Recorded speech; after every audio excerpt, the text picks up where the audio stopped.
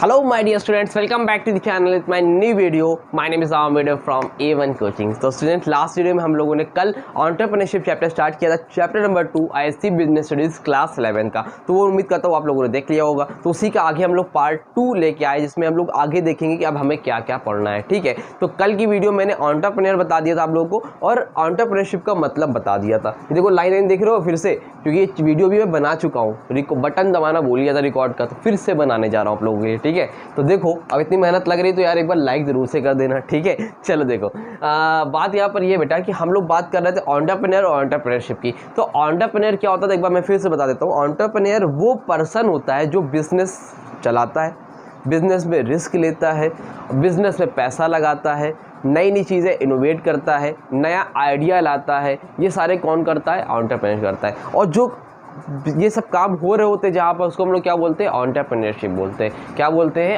Entrepreneurship बोलते हैं। तो टॉपिक यहाँ पर है फैक्टर्स अफेक्टिंग एंटरप्रेन्योरशिप, मतलब कौन कौन से फैक्टर है जो एंटरप्रेन्योरशिप को अफेक्ट करते हैं। ठीक है, तो देखो सब बना चुका हूँ, सब कर चुका था, बट फिर से अब करना है तो समझो भाई, कोई बात नहीं, काम है तो अपना करना ही पड़ेगा ना आप लोगों के लिए। बस आप लोग पास हो जाओ यार ठीक ठाक नंबर से। ठीक है, तो पहला पॉइंट है बेटा पॉलिटिकल, मतलब कौन से फैक्टर है जो एंटरप्रेन्योरशिप को अफेक्ट करते हैं, जहाँ पर आपकी एंटरप्रेन्योरशिप बहुत आगे जा सकती है, ग्रो कर सकती है, या फिर आप लॉस पे जा सकते हो। तो कौन सा फैक्टर है? पहला फैक्टर है बेटा पॉलिटिकल। पॉलिटिकल समझते हो? पॉलिटिकल मतलब गवर्नमेंट का वहाँ पर क्या रवैया है, क्या इंटरफेयर है। तो अगर किसी कंट्री में आप रहते हो या कोई स्टेट में रहते हो, तो वहाँ पर जो गवर्नमेंट है वो कैसी है? क्या वो करप्ट तो नहीं है? क्या वो बहुत हेल्पफुल तो नहीं है? क्या वो ब्यूरोक्रेटिक तो नहीं है? ब्यूरोक्रेटिक मतलब होता है तानाशाही तो नहीं है, मतलब अपने हिसाब से सारा काम तो नहीं करती है। अगर आप कोई बिजनेस करते हो तो वहाँ पर इंटरफेयर तो बहुत ज़्यादा नहीं करती है। ये सारी चीज़ें वहाँ पर मैटर करती है।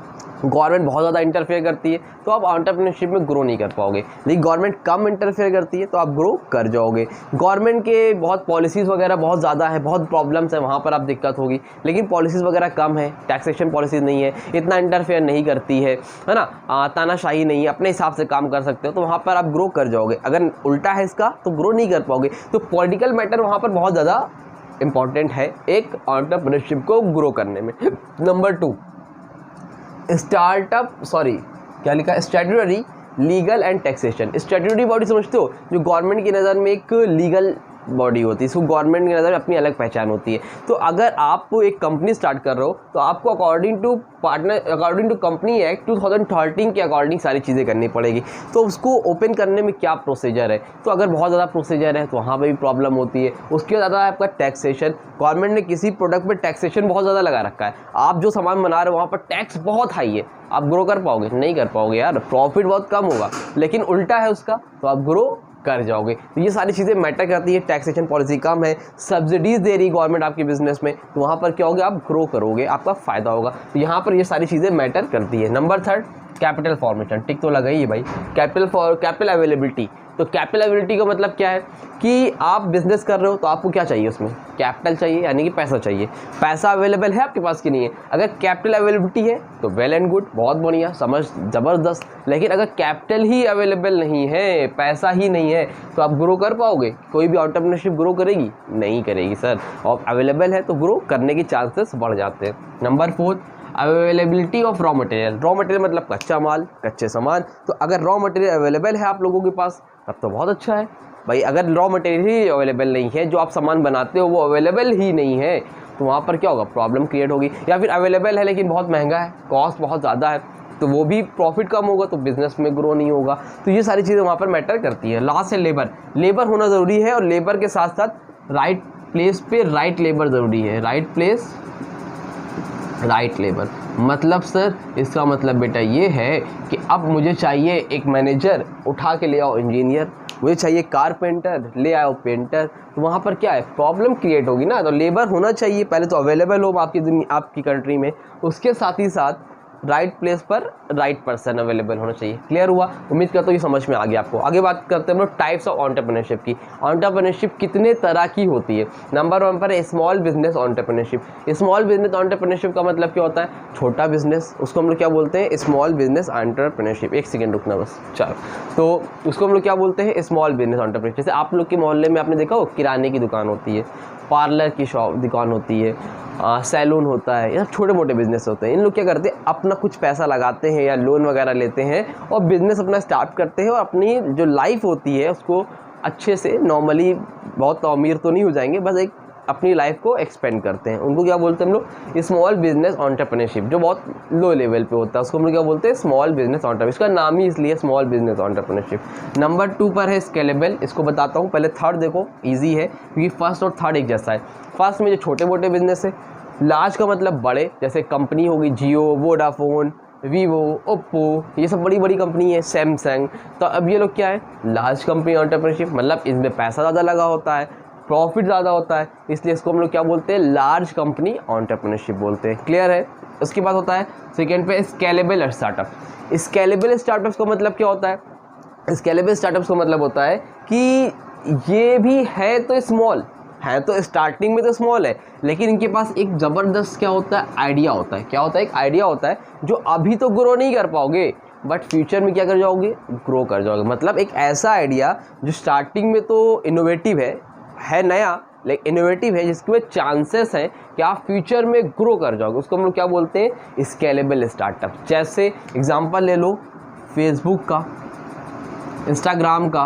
बुक में आपके दिया हुआ है कि क्या शुरुआत में क्या पहले दिन पता था कि इंस्टाग्राम ग्रो कर जाएगा? क्योंकि बहुत सी ऐसी ऐप्स आती कि हर ग्रो कर जाती, नहीं, लेकिन आइडिया इनके दमदार है। आज अगर है अच्छा तो फ्यूचर में ग्रो होने के चांसेस ज़्यादा है। जहाँ पे आप लो लेवल पे स्टार्ट कर रहे हो, बट फ्यूचर क्या हो जाएगा? आप हाई लेवल पहुँच जाओगे। उसको हम लोग क्या बोलते हैं? Scalable startup. पैसा कौन लगाता है इन लोगों के लिए? जो वेंचर कैपिटलिस्ट होते हैं, जो बड़े बड़े कैपिटलिस्ट होते हैं, वो पैसा इसमें लगाते हैं। ठीक है। Number 4 social entrepreneurship. Social entrepreneurship क्या होती है सर? देखो, सोशल एंटरप्रेन्योरशिप एक तरह से कोई बहुत एंटरप्रेन्योरशिप नहीं है। इसका पर्पस होता है लोगों की हेल्प करना। मेन पर्पस का अनप्रॉफिट पैसा कमाना नहीं है, ये it is for serving people. ठीक है, जो पुअर पीपल से उनको सर्व करना है, नॉट फॉर अनप्रॉफिट। ये अनप्रॉफिट पैसा कमाने के लिए नहीं होती है सोशल एंटरप्रेन्योरशिप। क्लियर हो गया? बट इसमें एक तरीका होता है उसको करने का, इसलिए इसको एंटरप्रेन्योरशिप में डाल दिया गया है। क्लियर है? उम्मीद करता हूँ तो समझ में आ गया होगा। स्क्रीनशॉट लो और फिर आगे देखते हैं हम लोग क्या करना है। हाँ तो बेटा चलो अब आगे बढ़ते हैं और देखते हैं अपना नेक्स्ट टॉपिक, जिसका नाम है meaning and definition of entrepreneurship. अभी तक तो एंटरप्रेन्योरशिप पढ़ रहे सर, ये क्या आ गया? देखो यहाँ पर लिखा एंटरप्रेन्योरशिप। क्या है एंटरप्रेन्योरशिप? क्या होता है देखते हैं, चलो जल्दी से। तो इसमें जेफर पिंचॉट, क्या नाम इनका? Jeffer Pinchot second wrote is famous book. इन्होंने एक बुक लिखी थी जिसका नाम था एंटरप्रेन्योरिंग इन 1985। कब लिखी थी याद रखना, एमसीक्यू में आ सकता है। एंटरप्रेन्योरिंग इन 1985 में इन्होंने एक बुक लिखी थी। किसने लिखी थी? जेफर पिंचॉट सेकेंड ने। ठीक है, क्या बुक लिखी थी इन्होंने? क्या बोला इसमें? ही यूज द टर्म एंटरप्रेन्योर। उन्होंने एक टर्म यूज़ किया था, एक वर्ड का यूज़ किया था, जिसको हम लोग बोलते हैं एंटरप्रेन्योर। तो अब ये होता क्या है? अगर तुमको डायरेक्टली समझा दूँ, देखो एंटरप्रेन्योर का मतलब होता है जैसे एक कंपनी है, ये क्या है? एक आपकी कंपनी है और कंपनी में बहुत से एम्प्लॉयज़ काम करते हैं, बहुत से मैनेजर होते हैं, लेकिन कोई एक बहुत सीनियर मैनेजर है। कौन है आपका? एक सीनियर मैनेजर है जो आपका 20 साल से काम कर रहा है, आपका कंपनी का बहुत भरोसेमंद आदमी है, उस पर कंपनी को पूरा भरोसा है, कंपनी ने उसको राइट्स दे दिया है कि आप इंपॉर्टेंट डिसीजन खुद ले सकते हो, उसको हम लोग को बोलते हैं सीनियर मैनेजर। तो उसी को हम लोग क्या बोलते हैं? एंटरप्रेन्योर। क्या बोलते हैं? एंटरप्रेन्योर, जो कि एक सीनियर एम्प्लॉय है आपकी कंपनी का, एक मैनेजर है, लेकिन वो जो एक्ट कर रहा है बिल्कुल जस्ट लाइक अ एंटरप्रेन्योर, एक एंटरप्रेन्योर की तरह कर रहा है। समझ में आ रही बात? उसको हम लोग क्या बोलते हैं? एंटरप्रेन्योर। बहुत पुराना एम्प्लॉय है, बहुत काफ़ी टाइम से काम कर रहा है, सीनियर मैनेजर है, उसको आपने एक अथॉरिटी दे दी है, एक पावर दे दी है, उसको हम लोग क्या बोलते हैं? एंटरप्रेन्योर। तो देखो वही लिखा है, to refer the person who is a senior manager, जो कि सीनियर मैनेजर है इन अ बिग कंपनी, किसी बड़ी कंपनी में, but functions like an entrepreneur. लेकिन फंक्शन कैसा कर रहा है? एंटरप्रेन्योर की तरह। क्यों कर रहा है? क्योंकि उसको फ्रीडम मिली है। किसकी तरफ से मिली है? कंपनी के बॉस की तरफ से मिली है, ओनर की तरफ से मिली है। भैया ये काम तुम खुद भी कर सकते हो। समझ में आ रही बात? ये होता है एंटरप्रेन्योर। क्लियर हो गया? समझ में आ गई बात? अब आगे देखते हैं कैरेक्टरिस्टिक्स ऑफ एंटरप्रेन्योरशिप। कैरेक्टरिस्टिक क्या क्या होती है इसकी बेटा? सबसे पहला है कॉर्पोरेट फ्रेमवर्क। कॉर्पोरेट फ्रेमवर्क का मतलब क्या होता है? ये जो काम करता है ना, उसी कंपनी में कर रहा होता है, उसके साथ में कर रहा होता है। तो कंपनी ने इसको अथॉरिटी दे दी है, भाई आप अपने हिसाब से काम कर सकते हो। इसका खुद का अपना बिजनेस नहीं होता है, खुद पैसा नहीं लगाता है, ये उसमें ही कंपनी में ही साथ में काम कर रहे होते हैं। Number 2 semi autonomous. Semi autonomous मतलब पूरी तरह से नहीं है, सेमी है, आधा है। पूरा डिसीजन ऑटोनॉमस मतलब खुद से डिसीजन नहीं ले सकते, अभी इनको क्या करना पड़ेगा, एक उनसे ऊपर कोई सीनियर है या इनका बॉस है, मतलब कुछ ऐसे डिसीजन है जो खुद ले सकते हैं, बट कुछ ऐसे डिसीजन है जो इनको पूछ कर ही लेना पड़ेगा, खुद से पूरी तरह से डिपेंड नहीं है, सेल्फ ऑटोनोमस नहीं है, ठीक है। Number 3, lack of ownership, ownership की कमी है अभी, लैक ऑफ ओनरशिप, मालिक नहीं है, ओनर तो कोई और है, ये सिर्फ क्या है, इनको अथॉरिटी मिली, समझ में आ रही, तो ओनरशिप नहीं है। नंबर 4, सीनियर पोजीशन, इनकी जो पोजीशन होती है कंपनी में वो क्या होती है, एक बहुत ही बड़ी पोजीशन होती है, सीनियर पोजीशन होती है, छोटी मोटी पोजीशन नहीं होती है। 5th क्या है, low risk taking, low risk taking का मतलब क्या है, लो रिस्क टेकिंग का मतलब होता है इन लोग का रिस्क पैसे का नहीं होता है, इनका रिस्क लो होता है। कैसा रिस्क होता है, तो ये पैसा तो लगाता नहीं कंपनी में, इनका रिस्क मालूम क्या होता है, इनका रिस्क ये होता है कि अगर कंपनी को लॉस हो गया, अगर कंपनी को लॉस हो गया तो कंपनी इनको बिजनेस से निकाल देगी, इनकी इमेज खराब हो जाएगी। इमेज समझते हो भाई, अभी तो सब कुछ तुमने लिया था, नज़र में आ गया ना, तुमने डिसीजन लिया, तुम्हारी वजह से कंपनी को लॉस हुआ, तो इनकी इमेज पे असर बनता है। और एक लास्ट टॉपिक था, लिखा नहीं मैंने, नॉट ओन बॉस करके, शायद खुद का बॉस, आप बॉस नहीं हो, आपका बिजनेस नहीं है, आप किसी और के अंडर में जॉब कर रहे हो, अभी आप बॉस नहीं बने हो, सिर्फ आप एक सीनियर मैनेजर हो, तो ये इसकी कैरेक्टरिस्टिक्स होती है। क्लियर हुआ, स्क्रीनशॉट लेना है, चलो ले लो, ठीक है। तो वीडियो को आज यहीं तक रखते हैं, मैंने बोला पहले भी था कि पार्ट में कराऊंगा क्योंकि मुझे बहुत ज़्यादा सिलेबस है, बट आप लोग की रिक्वायरमेंट है तो मैं पार्ट में करा दे रहा हूँ। पार्ट 2 हो गया, कल पार्ट 3 आएगा, डेली बेसिस वीडियो आएगी और आपको सिलेबस कंप्लीट हो जाएगा।